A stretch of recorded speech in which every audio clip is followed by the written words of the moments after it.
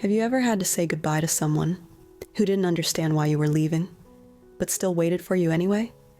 This is a story about love, about guilt, about a promise I almost didn't keep. I've held every dog I've ever put down, every single one, on the floor, in my arms, until their last breath. Except Buddy. And this is the story of why. By the end of this video, you'll understand what made him different and how Buddy gave me something in return, even in his final moments. If you've ever lost a dog, if you've ever had one wait at the door for you, please watch until the end, because sometimes the hardest goodbye is the one you almost didn't say. I've worked with dogs most of my life, clinics, shelters, service training programs. I've seen joy, and I've seen loss. Every time a dog was put down, I was there, kneeling, whispering, loving them through the end. But not Buddy. Not that day. I remember the first time I saw him. He was clumsy, all paws and ears, happy in that way only puppies can be. He was supposed to become a service dog, trained to help a veteran with PTSD. He had the bloodline, the calm. On paper, he was perfect. But Buddy didn't follow paper. He followed hearts. He failed training. Too playful, too sensitive, too emotionally tuned in to the world around him. The trainers said he got overwhelmed. They said he'd freeze up if someone cried, that he wasn't reliable, that he couldn't be trusted. They gave up on him. But I didn't. He wasn't mine. Not officially.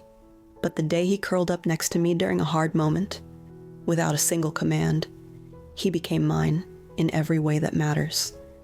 I promised I'd find him a home, someone who could love him, someone who could see what I saw. But nobody wanted a failed service dog, and deep down, I didn't want to let him go. He followed me everywhere, watched me with those eyes like he already knew what I was feeling. Before I even said a word, he'd be there. No barking, no licking, just quiet presence. That kind of dog doesn't come twice in a lifetime. Then, he got sick. It started small. He was slower, sleeping more. Then one morning, he didn't get up. The vet said it was fast-moving, that there wasn't anything to do. His organs were shutting down, painfully, quietly. They scheduled the euthanasia. 2 hours. I had 2 hours, and I couldn't do it. I couldn't walk in, couldn't hold him, couldn't face the truth.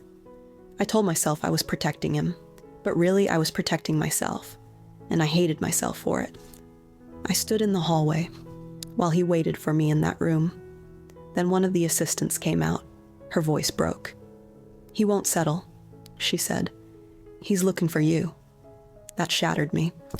If this story has touched you, please like this video and subscribe for more, because every dog deserves to be remembered, especially the ones who never got their home. I stood up. My legs felt like they didn't belong to me. I walked into the room, and the moment Buddy saw me, he collapsed into my lap. He'd been holding on, waiting. His head dropped against me. His breathing slowed. His eyes said it all. You came. I held him like I always said I would.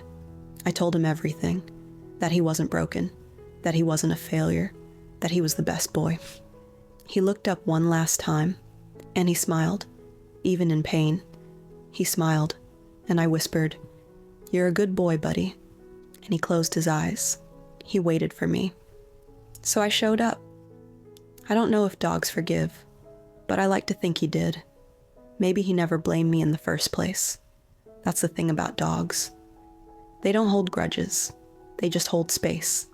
And when you come back, they welcome you like you never left. That's what makes it hurt the most. Grief is love with nowhere to go, and Buddy left a space nothing else can fill. But I tell his story because some dogs, even the ones who don't pass the test, change everything. Buddy did that for me. He wasn't just a dog. He was a mirror, a comfort, a teacher. He showed me what real love looks like. The kind that waits, the kind that forgives, the kind that never stops hoping you'll walk back in. Thank you for listening to Buddy's story. Now I want to hear from you. Have you ever lost a pet who changed your life? Do you believe dogs feel as deeply as we do? Or you think they feel even more? Either way, I'd love to read your story below. If this video meant something to you, please like and subscribe, because love doesn't end at goodbye.